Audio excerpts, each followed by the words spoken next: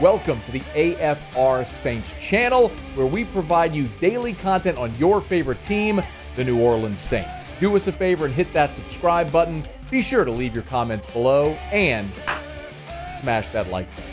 Who dat? The New Orleans Saints. They opened rookie minicamp here on Thursday. Ross Jackson, LouisianaSports.net. Locked On Saints. Go ahead, subscribe. Listen if you don't. You should. He's on Twitter at Ross Jackson Nola, and he joins us now. Ross, how are you? Happy Cam Jordan Day, Ross. Happy Cam Jordan Day, Yep. buddy. Thanks for having me on, man. Glad to be here with you. Absolutely. Okay, let's talk some rookie minicamp, because I look at this one, Ross, and I think it's one of the more intriguing ones in a while. First of all, they made all 9 picks, and you got 9 guys there, and then you have 11 undrafteds, and then you have a new coaching staff and everything in that regard. How important for the Saints is this year's rookie minicamp? I think it's really important. I think you're hoping that this 9-person draft class, or at least some large portion of it, ends up being sort of that youth the New Orleans Saints could use at this time, a la 2017, 2006. You can look at other drafts before then as well.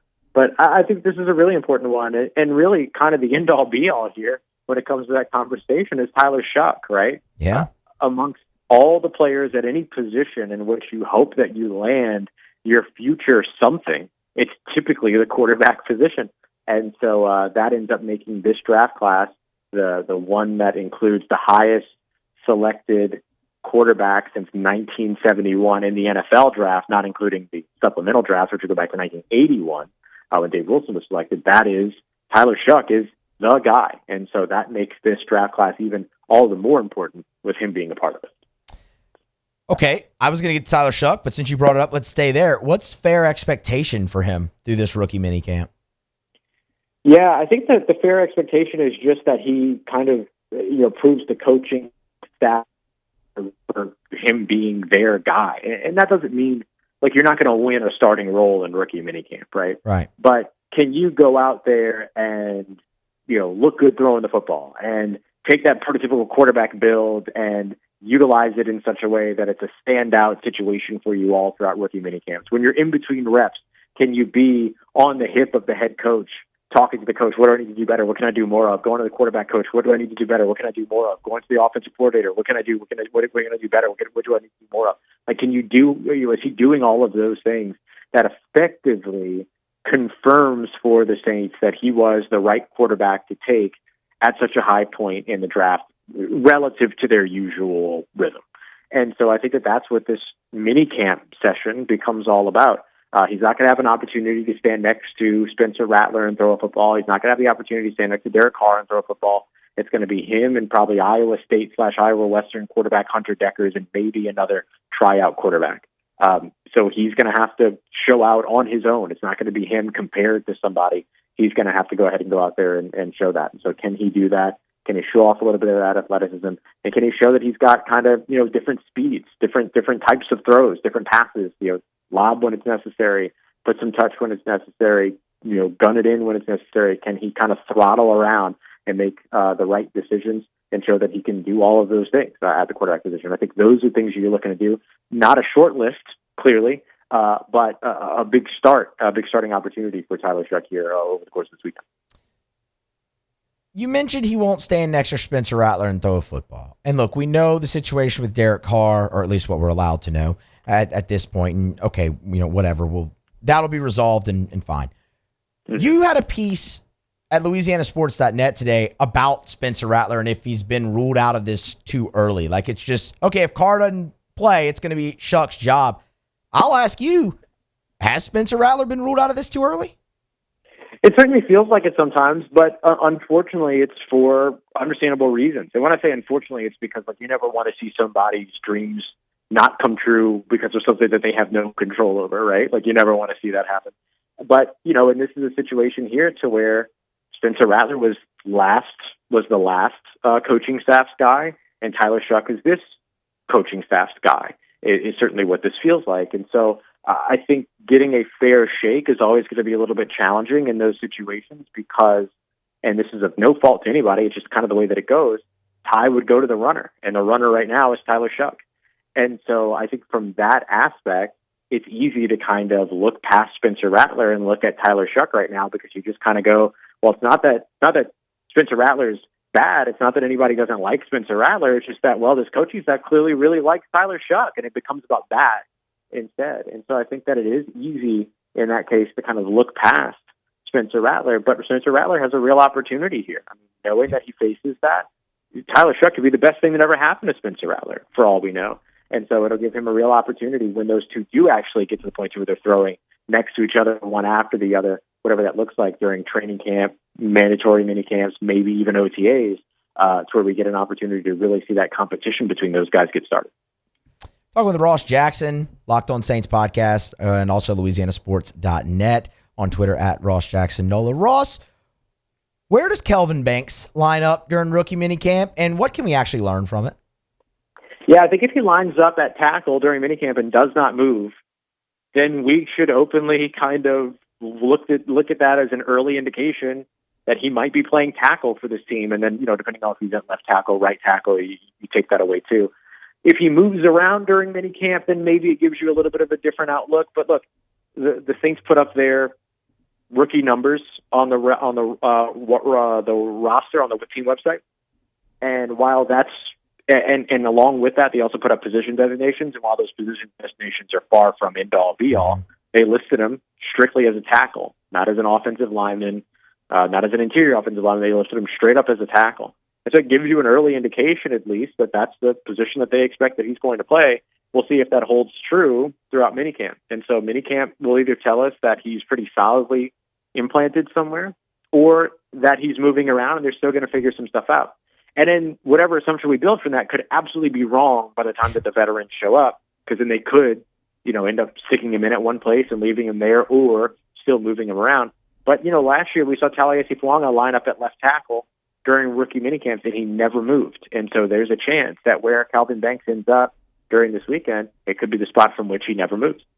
Where do you think he fits best on the offensive line to give the Saints their best version of the offensive line? I know it's May, but, Yeah, no, it's a little challenging, right? Because it all depends on how you feel about Trevor Penning. Do you feel like Trevor Penning is going to be able to repeat or continue his momentum over at right tackle? And is that enough for you, knowing that Taliesin Fuanga, who played an outstanding season at left tackle, is a natural right tackle? And so if you believe that that is a less advantageous situation to keep Trevor Penning there, knowing that you have Taliesin Fuanga that can bounce over that side, then you would say that the best place for Kelvin Banks to fit would be at left tackle. Then you move Taliesin Fuanga to right tackle, and then maybe get an opportunity to see if Trevor Penning can work moving from tackle to guard. Kellen Moore did a really good job with that with Mekhi Becton last year up in Philadelphia. But the question is, was that about Kellen Moore and his offense, or was that about the best offensive line coach in football in Jeff Stoutland? And so there's, you got to kind of figure out really where that came from.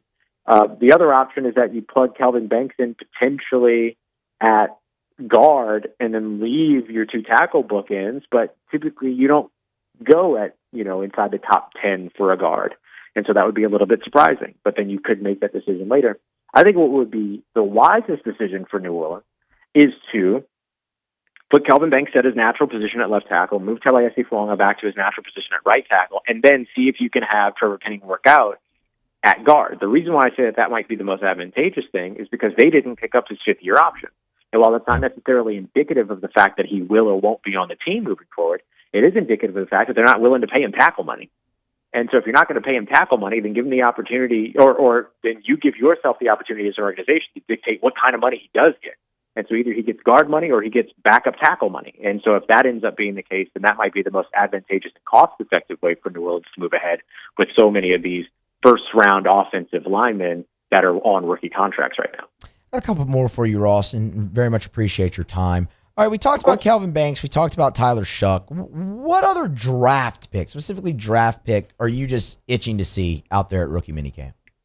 I mean, I could make an argument for all nine of these guys, honestly, but I'll highlight going over to the defensive side of the football, Quincy Riley, the Louisville corner. I'm curious. Like, I don't know how much we're going to see sub packages during rookie mini camps. Will we get an opportunity to see them at nickel? Will we just mostly see them in base and stuff like that? But I'm just curious to see where he lines up and what he looks like. I mean, he's got elite ball production, 15 interceptions over the course of his career. It's the most interceptions of any of the corners in this year's draft class. Most interception return yards as well. He's also got punt return experience. So he's kind of this electrifying athlete. He does a really good job of being able to make a play on the ball when he meets that catch point with wide receivers and things like that. And so I think that is kind of that separator for him that I think highlights a little bit of what it is that he does.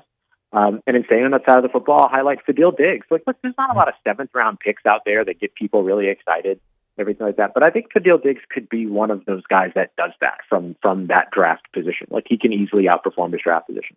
6'4", 257 pounds. I'm actually writing a feature on his fit right now over at LouisianaSports.net that'll go out later on today. And he is just the quintessential Leonard Floyd, Samson Ebukam type of stand-up pass rusher off the edge that Brandon Staley had so much success with the Los Angeles Rams, and continued that relationship on with Leonard Floyd moving forward as well. And so I feel like a guy like Fadil Diggs, even though he was drafted in the 7th round, because he represents sort of the changing tide of the New Orleans Saints, there's a real opportunity for him to impress. And then I think you're excited to see Devin Neal as well, the running back out of Kansas, just because of all the different things that he can do. And seeing him up against the running backs, I think, is going to be a lot of fun. The last one for you, Ross, and it deals with the undrafted guys. Kind of the same deal. I mean, look, we've had a handful of them on the show since the draft. I mean, they've all been really impressive just from an interview standpoint. But who are a couple of names out of the 11 undrafted guys that Saints fans really need to pay attention to because they could end up on this team? Yeah, look, remarkably hard to root against guys like Elliot Davison, who's coming in out of UTSA and is a lifelong Saints fan, Dallas Beanham, who is just this amazing kind of aura of a guy and everything like that. But I'll highlight specifically Jasheen Davis, the edge rusher that's coming out of Wake Forest, for many of the same reasons as Fadil Diggs, is that he comes in and has sort of this experience in a system and doing things that are similar to what Brandon Staley may ask him to do at this level or at the next level. He's a little bit more of a hand-in-the-dirt guy, but just motor, like just never stops running, never stops his effort, just a really, like a guy that focuses on fundamentals. That's a coach's dream, and that's the kind of guy that ends up having a big impact for you, or that could potentially have a big impact for you as an undrafted free agent. We see the Saints oftentimes really lean into UDFAs in the trenches, either making the practice squad or making the active roster. He checks that box. He comes in as a guy that's, kind of similar to a Carl Granderson, and Carl Granderson did that coming out of Wyoming, coming in undrafted, and then figuring out his role as well. I could see a guy like Jasheen Davis being able to do that. And then Tyreen Powell, this linebacker room needs, a lot more, speed, a lot more, depth, all this other stuff. There's such a gap of experience in between, the top of that position group and the bottom of that position group. And so a guy like Tyreen Powell, who also has a lot of special teams acumen, could potentially end up playing his way into a role as well. He is Ross Jackson, of course, LouisianaSports.net, Locked On Saints podcast. He'll have you covered both those places all throughout rookie minicamp and into OTAs, training camp. It's the deal. Ross is the best. Y'all subscribe to LouisianaSports.net, subscribe to the pod. Ross, we appreciate it as always, man. Thank you. Absolutely, man. Thanks so much. You take care. Stay safe. Talk to you soon. Hey, thanks so much for watching.